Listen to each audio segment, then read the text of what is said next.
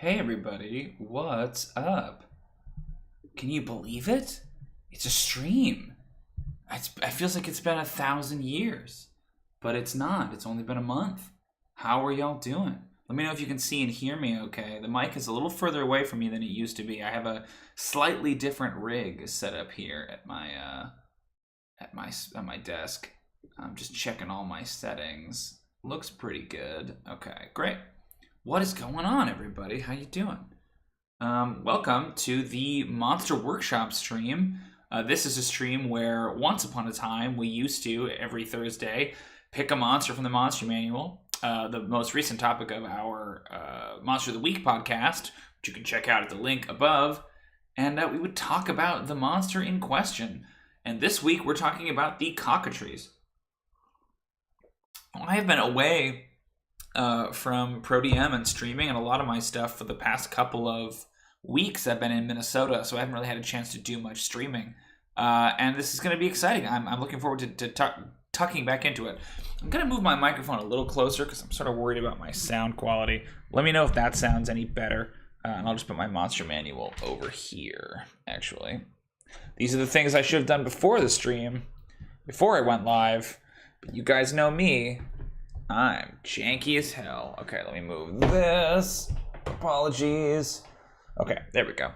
Yeah, great. So what we're going to do today is we are going to look at 3 of the sort of design issues of the 5th edition version of the Cockatrice, and we're going to try to address them and then come up with solutions on how we might make this monster a little bit more fun, a little bit more dynamic to run at your table.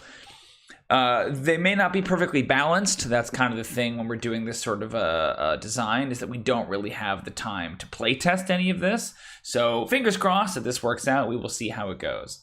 Yeah, let me just check one thing really quick. Sometimes my chat doesn't really seem to work as well. Let me try doing this. This is very exciting, I'm sure, for everybody who is watching. I'm going to reboot my chat really quick. While I do that, I'm going to talk about the Cockatrice. The Cockatrice is a CR, I believe, 1/2 monster from the 5th edition Monster Manual. It's okay. Basically, it's like an evil chicken that petrifies you with its bite attack. And that is about all that it does in 5th edition. Hey, what's up, Joey? I knew my chat wasn't working. I knew it. This is one of your favorite monsters, Joey. That's it. That's awesome. How you doing, sir? Thanks for coming and hanging out. Yeah, the Cockatrice is cool. I feel like there's a lot of squandered potential with the Cockatrice, and that's one of the things we're going to talk about today. Right now, looking at our 3 problems. So my first problem with this, actually, let's go through the monster just kind of from a basic level. That way, we're all on the same page. This is a small monstrosity. It's got 11 armor class, 27 hit points, 20-foot speed, 40-foot fly speed. It's got kind of pretty meh ability scores, nothing above a 13. 6 strength, 12 dex, 12 con, 2 intelligence, 13 wisdom, and 5 charisma. It's got 60-foot dark vision, passive perception of 11. It's a CR 1/2, and it has a single attack. It's got a bite, +3 for 1d4 +1, and the target must succeed on a DC 11 Constitution saving throw against being magically petrified. On a failed save, the target begins to turn to stone and is restrained. It must then repeat the saving throw at the end of its next turn, and on a success, the effect ends. On a failure, the creature is petrified for 24 hours. And that's it. So I think the conceit here, which I think is a noble one, is to introduce the concept of petrification to a low-level party, right? Don't wait until you encounter the Medusa or even the Basilisk or, the Beholder at the far end of it to kind of broach the topic of, there are other fates, I wouldn't say worse than death, but adjacent to death in Dungeons & Dragons, and one of them is petrification. So the Cockatrice's kind of whole bag is to introduce petrification in almost kind of like a safe space, right? Like, it's going to petrify you, and you'll be petrified for 24 hours, but then, you'll be fine. You don't need to go seek out someone who can cast greater restoration on you, because you're so low level, it's presumed you would not have access to that stuff. So on spec, I think the Cockatrice is a good monster in that regard. It's also like very spooky looking and weird. It's a very silly monster, and I find that kind of like The interplay between serious and silly monsters are really fun. Like, you know, it's mostly scary because it can petrify you, but it's also kind of silly because it looks like a big stupid chicken. Mechanically, I've always kind of had a problem with the Cockatrice because I feel like they are one-trick ponies, right? There's only one thing going on here. They serve one very particular purpose, and so I wanted to kind of find a way to expand the Cockatrice and what it can do and what it sort of how it fits into the combat ecology, if you will. So our first problem is that the Cockatrice has no unique abilities. It has the bite, it's its only attack, it's its only action, it's the only power it has. It can do this bite attack. And of course, then it's got the Petrification. You know, it's not to be undervalued, this Petrification. It is a cool and powerful ability, but a lot of other creatures also have Petrification. There's nothing about the Cockatrice that is necessarily unique. And so that's always been one of my sticking points on the podcast, is I would really like to see more monsters that use specifically, like basically have each monster have one power that is completely unique to that monster. You know, maybe it's similar in other ways. Maybe it shares certain other things like, you know, grabbing or tunneling or petrification or whatever. But there's one thing each monster does that no other monster in the game can do. So I would really like to give the Cockatrice a unique ability.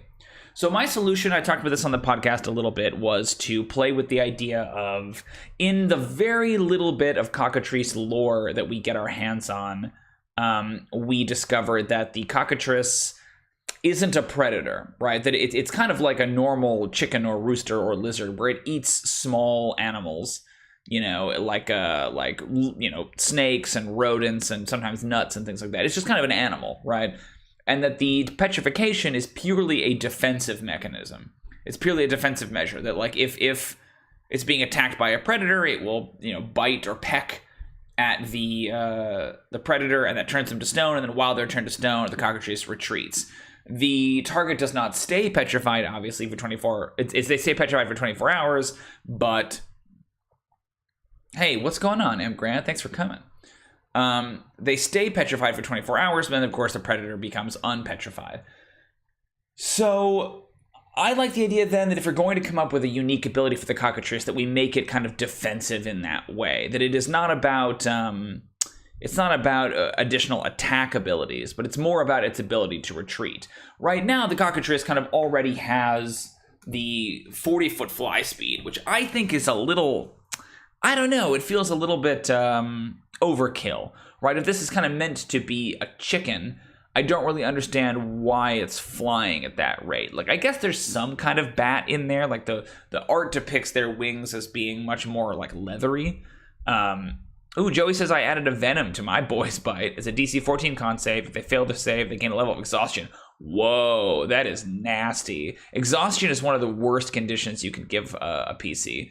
You know, one level isn't too bad, but if they stack on each other, that's pretty serious. That is a scary Cockatrice. I like that. What I would like to do, though, is I would like to find some kind of an ability that is not predicated on just the bite, because like the bite already kind of has that area cornered. So what I would like to do is I would like to give them some kind of a retreating or defensive ability. So I was thinking about the Abyssal Chicken. Does anybody here know the Abyssal Chicken from A Descent into Avernus? It is like a little horrible demon creature that looks like like an eraser head, or like, who's a pyramid head, right? Is the guy from Silent Hill. Like if that was a bird, right? They have an ability called Bad Flyer. And the conceit there is I think they have like a 30-foot fly speed, but if they end their turn aloft, being held just by their own fly speed, they fall. So I like the idea of that being closer to what we have with the Cockatrice. Obviously, we don't want to just use that because that's already a power on the Abyssal Chicken, and we want each one of our creatures to have their own unique abilities. But I like the idea that that's more what we're going for with the Cockatrice. They can't actually fly away. Because to me, if I was a bird with a 40-foot fly speed, yeah, there you go, M. Grant. If I was a bird with a 40-foot fly speed, I would not need to petrify my predators, right? I could just fly the hell away. I could just stay up and out of the range of these creatures, right? And I would never have to get down there and mix on the ground. So I like the idea that they can't quite fly. They can just kind of do the awkward flapping. So I would give them bad flyer, but I would also probably pair that. I would lower the speed down to like 20-foot fly speed, give them bad flyer, so they can get up onto ledges and tree branches and things, right? They can do some limited flying, but it kind of explains why on Earth they need this petrification ability. I would also then give them some kind of a power that lets them either get out of scenarios quickly or like almost like a retreating power. Hey, what's up, Hunter? Thanks for coming. So in 4th edition, the Cockatrice had a power called Buffeting Wings. And it wasn't a super interesting power, but I do like the idea, I like the visual of that, if they are these kind of like awkward flapping chicken monsters, right? That their kind of unique power would be defensive in nature, and it would be about trying to create distance between you and them. So I believe in 4th edition, let me confirm this, but the 4th edition version of Buffeting Wings was a recharge 4 to 6, which is odd that it's not 5 6, it's not 1, it's not 3 4. Yeah, peahen, yeah, exactly. M Grant, it's something like that, like a chicken. Where it was used as an interrupt, so maybe this could be a reaction, which allows it to bite the triggering enemy and then shift 3 squares. So the idea of a power where they can spend their reaction to move away from you or peck you and then move away, or like blind you or something like that, right? Like getting all up in your face and flapping their wings. Like if anyone has ever seen a chicken like sort of jump and flap, like it is a very disorienting thing. So I like the idea of something like that, right? Like to make them very kind of evasive. The only issue that I have with that idea is that already if these birds don't want to fight you, like why is a party engaging a cockatrice in a fight? Do you know what I mean? Like what is maybe they're like really territorial as opposed to being like, defensive and running away. Like maybe it's a thing where they startle really easily and they kind of come after you, But if it's a defensive monster, if it's a monster that prefers to retreat, then I don't really feel like no party member has like a motivation to fight a cockatrice. They're just going to let the cockatrice escape, right? If it wants to escape. They do have 27 hit points, so they're a little bit tougher than your average, obviously, chicken. But something with Buffeting Wings, like I like them getting all up in your face, right, and then moving away. And I like it being a reaction. It's in response to somebody moving up to one. It does this thing. So maybe, yeah, it has a reaction where if you step next to the cockatrice, it can make an immediate bite attack, and then it can move half of its speed without provoking opportunity attacks, right? That would be like a direct kind of borrow from 4th edition. I'm not sure that that's really super effective here in 5th edition. You could do the opposite where it doesn't make the bite attack, it just gets to flutter away. But I feel like that's also not very... that creates this weird scenario where it spends its reaction to move away from you. So you move up next to it, and then it spends its reaction, and it moves again, right? And then you'd have to move another time and then get it, right? So I mean, I guess you could do a thing where it like, if you're let's say the cockatrice is 30 feet away from you, right? And you move up to it, then. If the cockatrice is 30 feet away from you and you move up to it and then it moves 15 feet away, then you're out of movement, and so it does get away from you. But if it's only 15 feet away from you and you move up to it and it uses its reaction and now it's under 15 feet, you could still catch it, right? So it's just kind of a little run around. M. Grant suggests a dodge reaction. I actually kind of like that. I wonder if it's just that it spends its reaction, like when a creature moves adjacent to the cockatrice, it spends its reaction to take to the air, right? So it can fly. And then it grants... I mean, maybe you don't even say that it flies. You just say that it grants disadvantage on the next attack roll. They flutter or freeze. Ooh, that's interesting. M. Grant says, I used to hunt ptarmigan, and they flutter or freeze. Yeah, I like that. I like flutter. So maybe it, like, as a reaction, it takes the dodge action. I kind of think that's cool. Mechanic.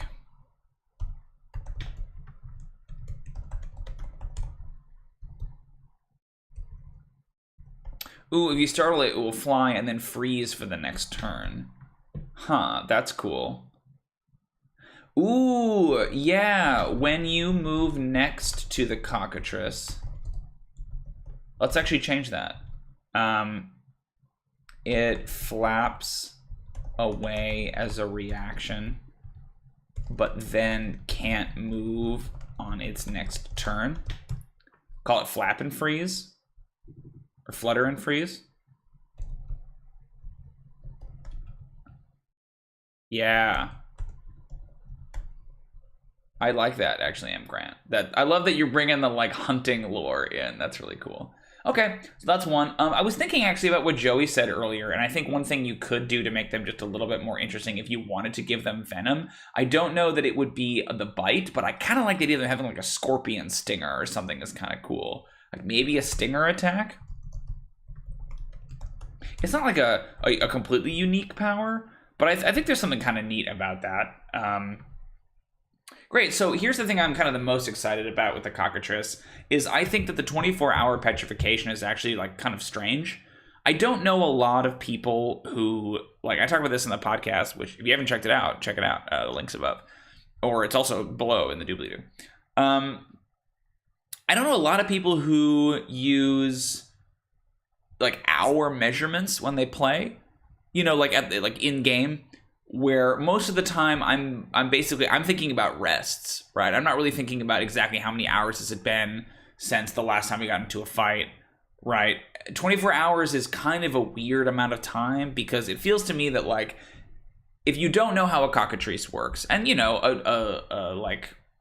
a patient or a kind of, like, generous dungeon master would allow the party to make rolls, and presumably someone's going to succeed on nature and they can learn kind of how it works. But let's assume you don't know how a Cockatrice works. You fail that or do whatever. I would assume if I was a character who had encountered a Cockatrice and then got then got petrified, that, okay, we'll take a long rest and see if it goes away after we take a rest. Maybe you take a short rest first, it doesn't go away. Okay, let's take a long rest. Okay, it still hasn't gone away. At that point, my assumption is not going to be that it's 24 hours. My assumption is going to be that it's permanent, right? I like time. I just think it's not something I'm usually thinking about. I'm going to assume then that that's permanent, and then the party is basically going to have to, like, either leave me as a statue here or schlep my dumbass out of the dungeon or out of the adventure, wherever you are, to go find somebody who can unpetrify me, right? So they pack up, they begin to retrace their steps, headed back to town or back wherever they think they can find someone who can cast this spell, and then, you know, 16 hours later, I unpetrify. Just completely, all at once. And I feel like that's very anticlimactic. It's like you wasted a bunch of time leaving the dungeon, you're just going to turn around and go all the way back. So, but I do like that it isn't like just a rest, because then it would just encourage you to stop and rest once and then you're fine.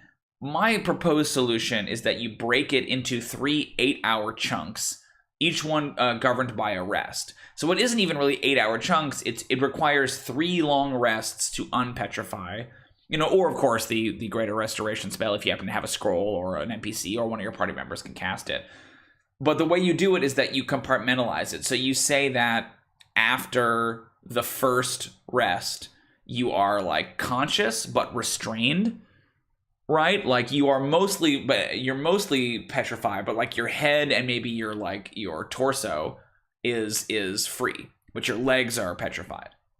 So you can't move. Someone could pick you up and carry you around. And if you're like a wizard or something, you know, you can probably still cast spells because you can still talk and you can still gesture, but you're only half petrified, right? And then after another long rest, I would say that then everything but, like, your feet are petrified or unpetrified. So now you have these stone feet, which reduces your speed by half, right? You have to stomp along with these big feet.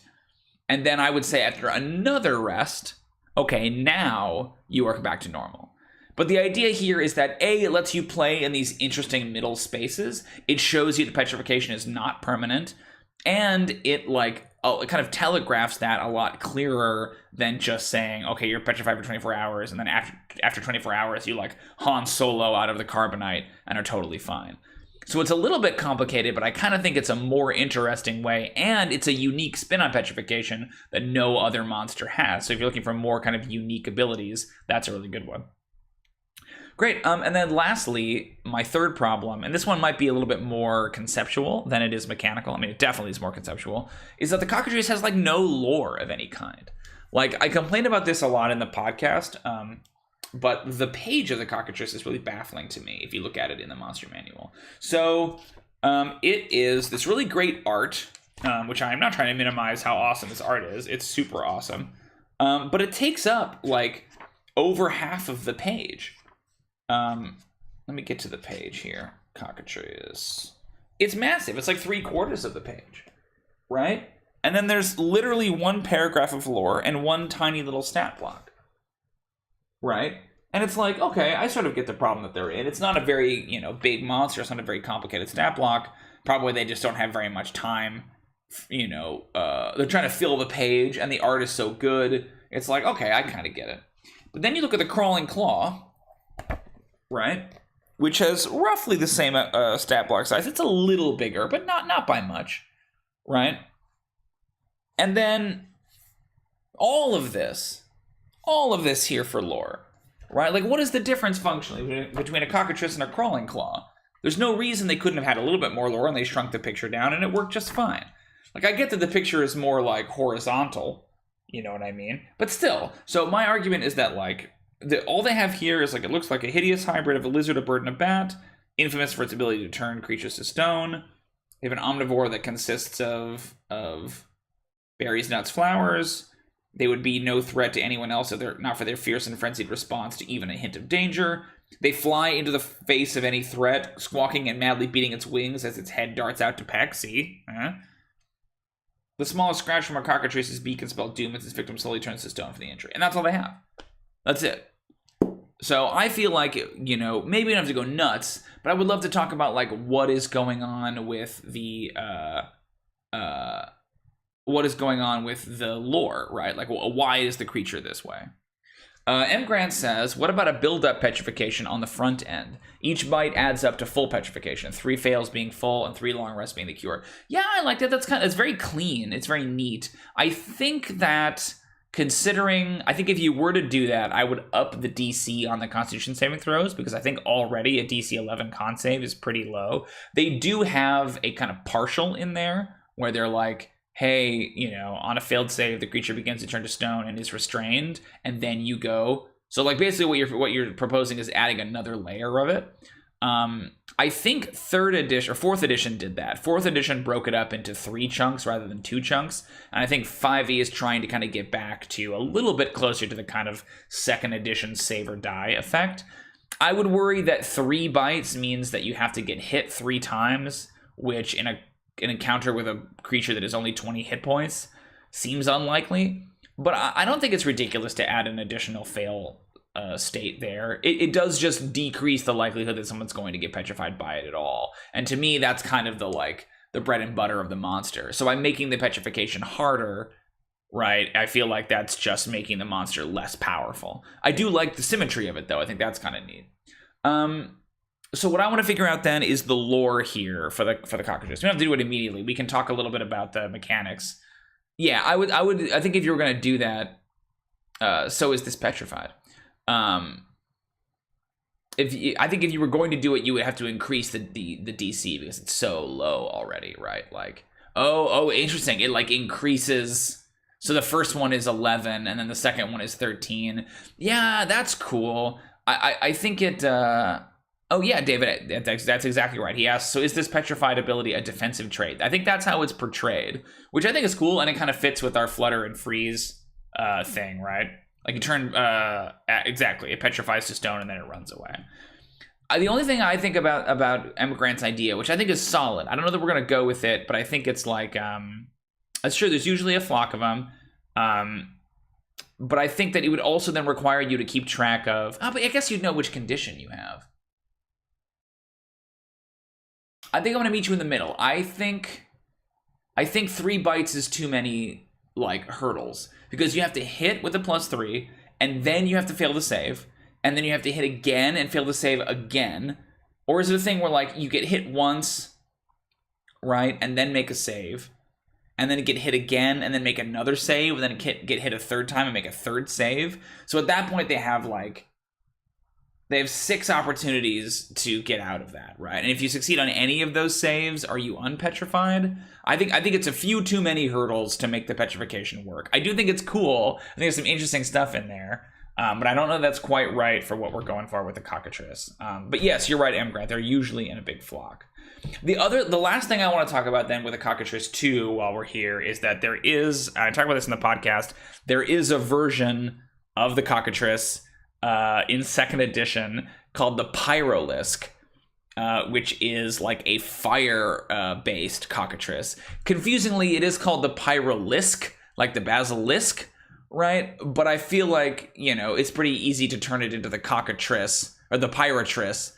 But what's awesome about it is that it's a chicken and it has a gaze attack, and if it looks at you, right, you combust. And in 2nd edition, it killed you. It wasn't like save versus a huge pile of fire. It was save versus. It was like save versus it was save versus death by fire. Just like you spontaneously combust and burn to death in one instant. And like, to me, obviously that is way too far, but I do love the idea if you're going to make like a higher level, slightly more dangerous version of the Cockatrice. I think the Pyrotrice, where it's like this evil metal, super metal, right? That it like looks at you and it kaboom kills you. M. Grant says your feet turn to stone and you lose movement speed, which makes flutter freeze more effective. That's cool. So save doesn't undo previously failed save. So does that mean you have 3 different saves you have to be keeping track of? Just prevents the next. Oof, yeah, this is getting complicated. I do like that your point about the feet turning to stone makes the now we're getting evil. Very evil, M. Grant. I do like your point though that the feet turn to stone and you lose movement speed, which makes the flutter and freeze more effective, which I think is really cool. And that's actually kind of already baked in by on the failed save you begin to turn to stone and are restrained. So let's see. We're gonna hop over here to this Cockatrice. If you guys want to start talking about some Cockatrice lore, I think that would be pretty cool. I could get into that because that's one thing I want to try to figure out, even just a little bit more. Like, it doesn't necessarily need to be about where they come from necessarily, but like something about their like ecology or about how other monsters interact with them or whatever. Before I go any further, I wanted to give a shout out here to tetracube.com. This is a website that I use to do all my monster stat blocks. I'm not sponsored by Tetracube. I just really like their page. You can, if you like their page too, you can support them here on Ko-fi. Ko-fi, I never know.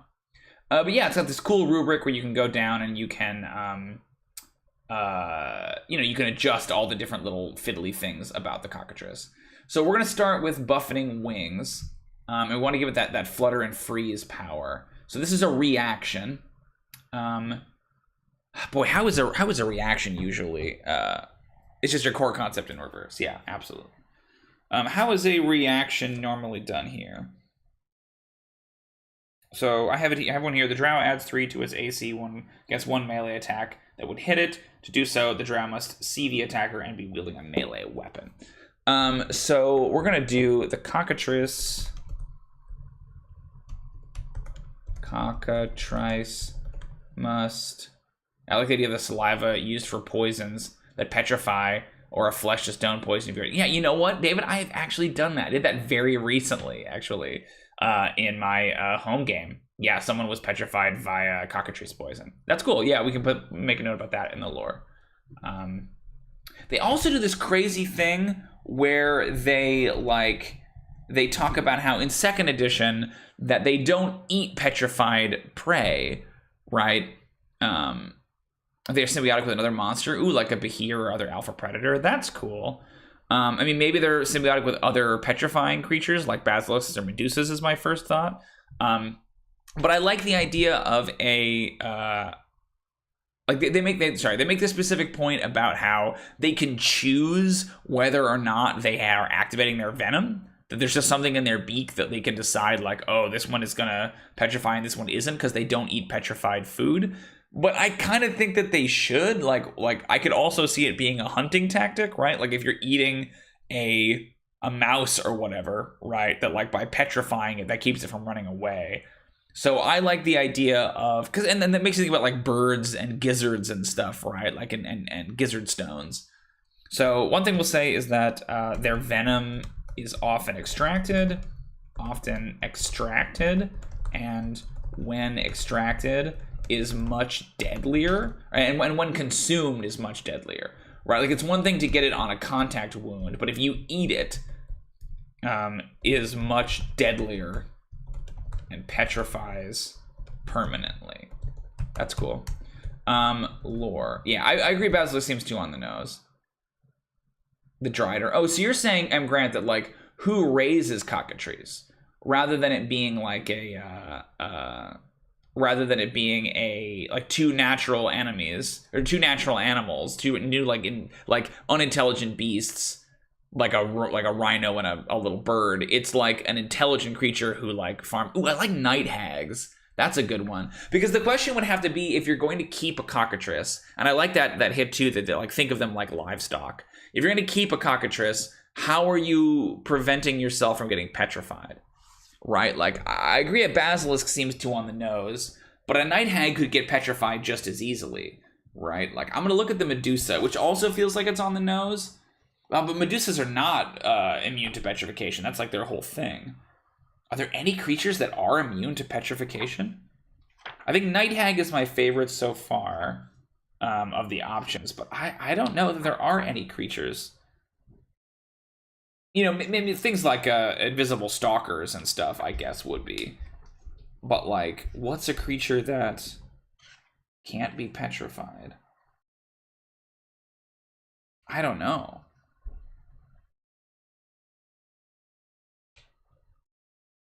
So, like, some undead can't, shadows.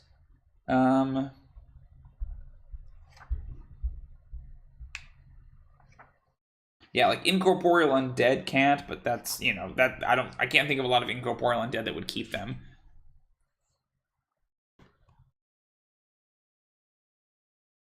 Bloodhounds. I think Night Hag is my favorite right now. If somebody can think of an intelligent monster that is immune to petrification, that it would make sense for them to keep them. I kind of like that. Yeah, I don't know. David says it could be like a cold weather bird. Petrify, eat the mouse. It unpetrifies, then is digested. You can hold on to the nutrients longer for when food is scarce. Yeah, that's cool. We did something similar with the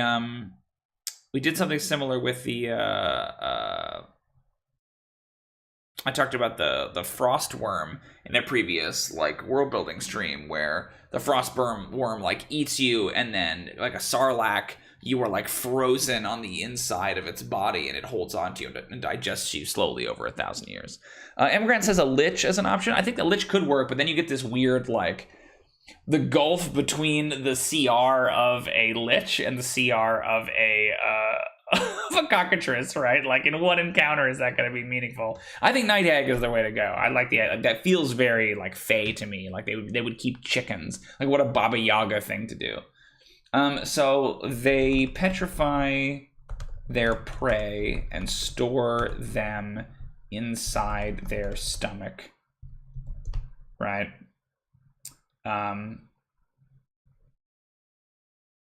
Allowing them to hold onto the nutrients for longer. I like lore. They are often kept by night hags. I think just hags in general.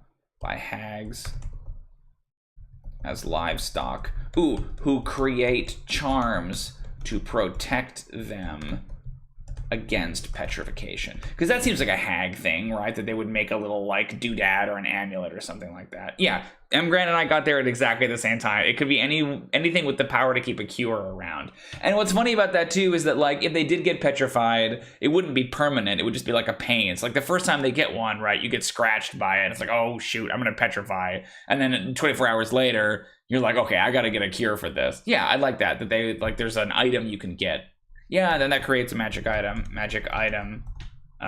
that the party can have. The party can have that protects them against petrification. You know, grants you advantage on a save.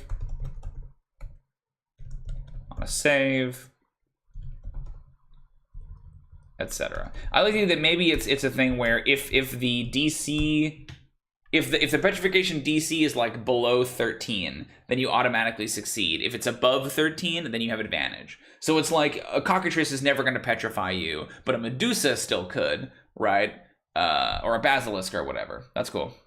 Yeah, no, I love that, Grant. I think there's something really awesome about like an evil fae like hen house, you know, full of Cockatrice. I love that. That's great.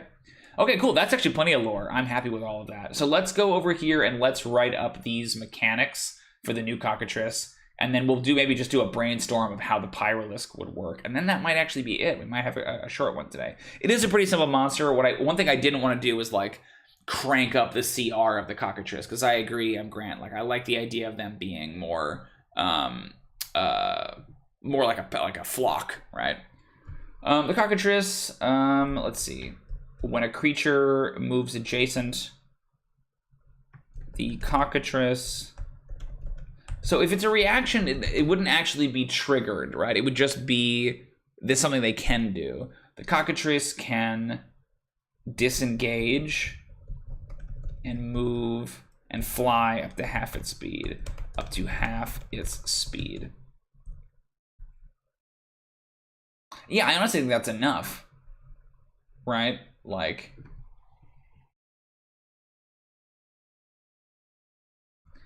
oh, we're going to put in the freeze thing. I forgot.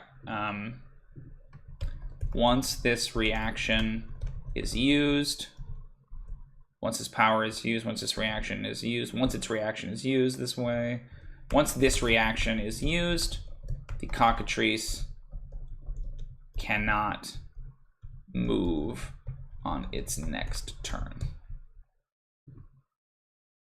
Oh shoot, add reaction.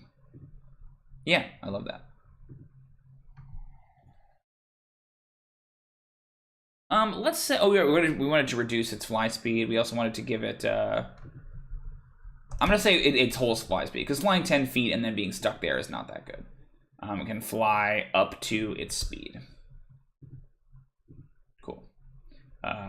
Reaction, and then we wanted to give it bad flyer. Custom speed. Fly 20 feet, and then I think it's like C bad flyer.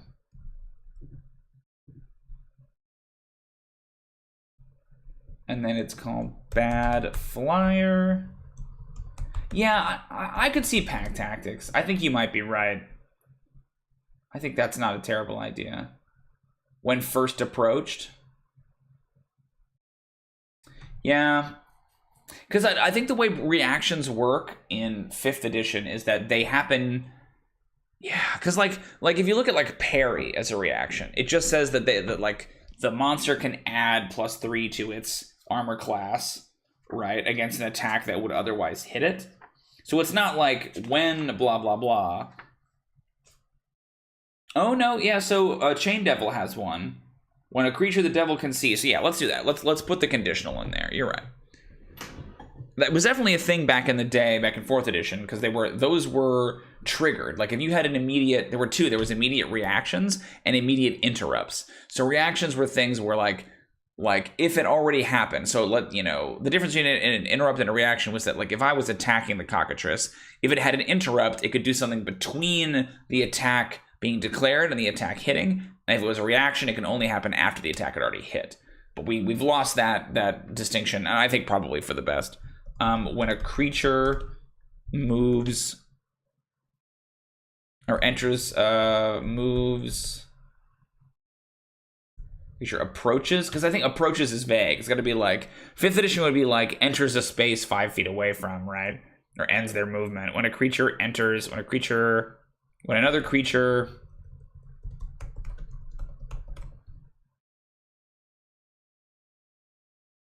ends their turn, ends their movement, approaches, when a creature the Cockatrice can see.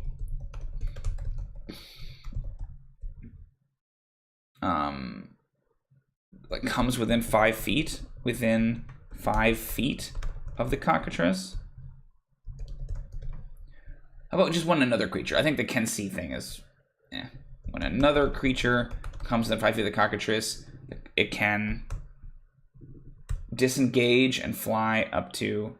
Ooh, Sentinel might have good wording. Thank you, Nuker Wolf. It can spit petrified mice. It's pretty funny. That's very funny. Sentinel 5. Oh, I shouldn't be doing it here. I'm gonna be doing my other one. That way you guys don't have to see my Google. Sentinel. Thank you for that. Sentinel 5e feet. That's very silly.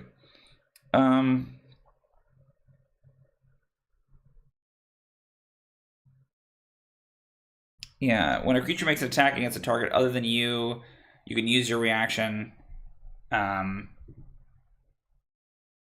it doesn't quite have the what I want. When you hit a creature with an opportunity attack, the creature's speed becomes 0. Creatures provoke opportunity attacks from you even if they take the disengage action, and it makes an attack against the target.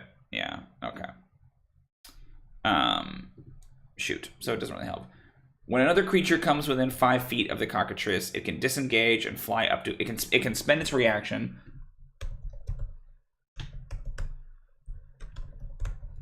to disengage and fly up to its speed. Once this reaction is used, the cockatrice cannot move on its next turn.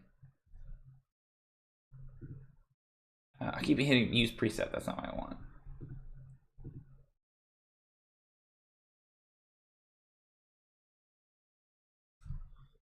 Yeah.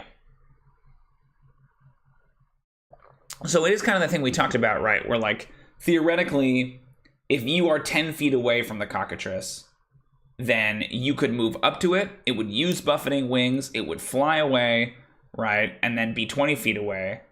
And then you could still keep moving and get to it, right? So if you set this up, you can kind of, like, sort of defeat buffeting wings. But I think that's actually okay and kind of cool. So then the Abyssal Chicken has bad flyer. I'm going to just copy the wording of that. Bad flyer.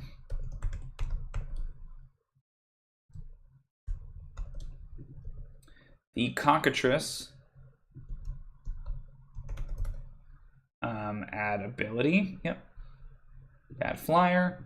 And then we wanted to reword the petrification. So on a failure, the target is petrified is petrified. Okay, now new paragraph. Oh, what's interesting is that, like, a petrified character theoretically can't take a rest, right? Let me look at how the shadow is phrased, because they talk about rests, like the strength score returning or whatever. I was trying to borrow language, if you can.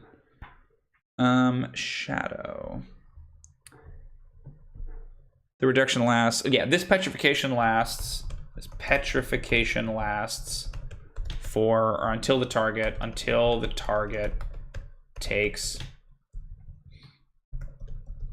a long rest. Finishes a long rest.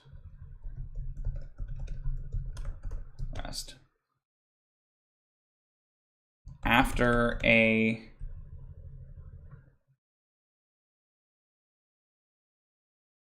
Yeah, I agree, M. Grant. If you're smart enough to use your turn that way, I'm okay rewarding it as a DM. Yeah, that's what I mean. It's like you could outthink it. It's a chicken, right? Petrification lasts until the target finishes a long rest. An unpetrified target once. Boy, how do you frame that? Right, it also opens you up to attacks. Exactly. Lasts until the target finishes a long rest. Like an unpetrified target, a target unpetrified, until the target takes another long rest. They are restrained. Takes a second long rest.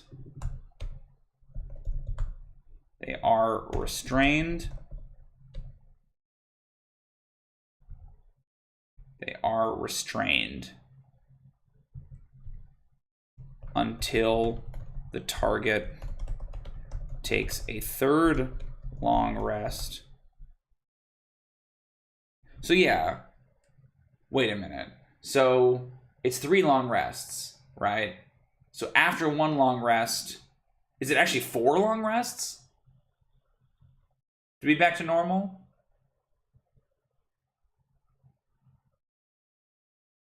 Because it's only... So, okay, you take 1 and then you're restrained. And then you take a second one and you are... Oh, right, yeah. Okay, no, that's fine. I was just getting in my head. The target is... The target's speed... The target moves at half speed. Moves at half speed. Half speed. After the 3rd long rest... The target is restrained until it takes another long rest. Until the target is 3rd long rest, the target moves at half speed. The target is returned to normal after another long rest. Okay. It's a lot. Let's put that in. This petrification lasts until the target finishes a long rest. Until the target takes a second long rest, they are restrained. The target is restrained until it takes another long rest. Until the target takes a third long rest, the target moves at half speed. The target is returned to normal after taking another long rest. Yeah, that's very confusing. So let's go back in the list. I think those extra, what I thought were qualifying sentences, don't actually help. They are restrained. Until the target takes a third long rest, they move at half speed. After 3 long rests. Try that. The petrification lasts until the target... Yeah, you're right. Thank you. The petrification lasts until the target finishes a long rest. Until the target takes a second long rest, they are restrained. Until the target takes a third long rest, the target moves at half speed. The target is returned to normal after 3 long rests. Got it. Okay, I think that's the Cockatrice. I am into it. We have the lore we talked about. I want to really quickly brainstorm the Pyrolysk a little bit. And then maybe we can call it there. I think that's pretty good, you guys. Thanks for your help. So let's talk about the Pyrolysk. Pyrolysk. Just gonna make a little side document down here. Whoops. Just a little list. Pyrolysk, a Pyrotrice, excuse me, Pyrotrice. So the Pyrotrice, I think it keeps most of this stuff. I think the Pyrotrice can fly. Fly speed, no bad flyer. No bad flyer. I wonder if we give it a scorpion tail. I like that, scorpion tail. I love the idea this is like a super crazy metal chicken. Ooh, scorpion tail, right, with venom. No petrification, but just regular venom. But like fire venom. But fire venom that deals fire damage. Fire venom that deals fire damage. You heard me. I think it has like a crow, right? Like it has some kind of a fear effect. Fear effect. Cock-a-doodle do, right? It's got like a fear crow. I think that's cool. And then it's got a gaze attack that deals fire damage. So again, originally it looks at you and you burst into flames. I definitely don't think that's what's going on here, but I do think it's something. I mean, you burst into flames, yes, but it killed you, right? Like you die from it. So it's just got to be like a big pile of damage, right? I think you could also do the fire elemental thing where you are like persistently on fire. You take a pile of damage and you're on fire until you spend an action to extinguish the flame. What's the like lore of the Pyrolysk?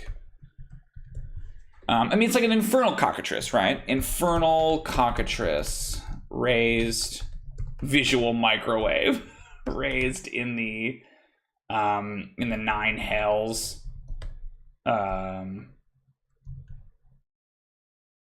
Ooh, poison and necrotic. That's kind of cool. I like fire and poison. Fire and poison.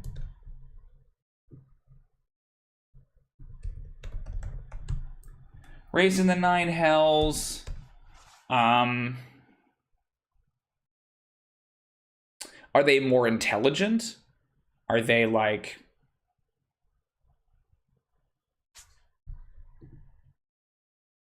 Ooh, a death rattle, like yeah, that's cool. I love those. Yep, classic. The Cockatrice, Death Burst, I think. Death Burst. When it dies, it deals fire damage all around. Flame Beak, yeah, for sure. I think yeah, it definitely still has its peck power. Flame Beak. This thing is nasty already. Yeah, that's interesting. A gift from a hag to a devil lord.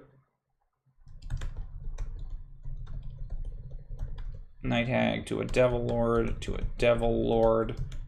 I like the idea that like the crow is in some way important, right? That it like it signals for battle, or like yeah, what if it's like the crow also helps fiends in battle? So it's like a used to inspire the devils of hell in their endless blood war, that like they bring them to the battlefield because the sound, you know, like inspires fiends or whatever. I mean, it'd have to be specifically devils, I guess, but yeah, I like that. The Pyrotrice. Yeah, just like an evil fucking rooster. That's cool. I dig that. I think that's the Pyrotrice. I think that's the Cockatrice. Pyrotrice. Yeah, it's a little bit of a, but I think calling it a Pyrolysk is extra confusing. Great. That is our stream, everybody. It was a quick one this week, only about an hour, but it's a simple monster, so that makes sense. We've got a big backlog. Oh yeah, that's cool. They could be like release them out to soften enemies. That's cool. Yeah, we have a big backlog of monsters that I wasn't able to get to. I finished the Cloaker, so the Cloaker will go up on our Patreon soon. But over the next couple of weeks, we will be trying to catch back up through monsters we have not done yet. So we're going to do the Coatl, the Crawling Claw. There's a special episode coming out on Sunday. Hopefully, maybe I'll get it out to patrons tomorrow. It's a big one. We had a guest on, and I was like racing to finish editing. So fingers crossed it's done for Friday. If not, definitely on Sunday. You can go check it out. That's going to be a fun one. So over the next couple of weeks then, on Thursdays, we'll be streaming kind of like the remainder of the sea monsters. And then we're going to take another little bit of a break as we go into D. I have to get some people together. Yeah, I'm worried about D, you guys, because the D section of the monster manual has devils, demons, and dragons in it, and I really have not figured out a good way to do devils. Probably I'll just do like, you know, demons part 1, and if there's like 10 demons, we'll do 3 demons, right? And we'll talk about, you know, the Glabrezu and the Hezro and like, you know, the Barlgura and all that stuff. Yeah, so that'll be the next couple of weeks before we get into that. But in the meantime, if you like our content, I should be beginning to be posting again more frequently here, whether that's Sea of Thieves streams on Saturdays, or Monster Workshops on Thursdays, Adventure Preps on Tuesdays, and then also our Thoughts from the Table video essays now, which has recently been moved to Friday. So expect one of those tomorrow. I've had one that's been sitting on private for a long time, and I just kept forgetting to release it, so that's coming out tomorrow.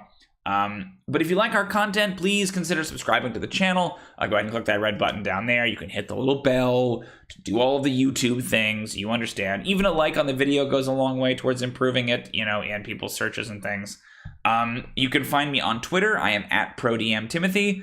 It is so nice to be back, y'all. I've been kind of sporadically back and forth the past couple of weeks. I'm trying to be a little bit better about getting out there and making content and being on Discord and tweeting. It's like weird to get back in the habit of that. But you can find me there. We have a great Discord, which has a link below.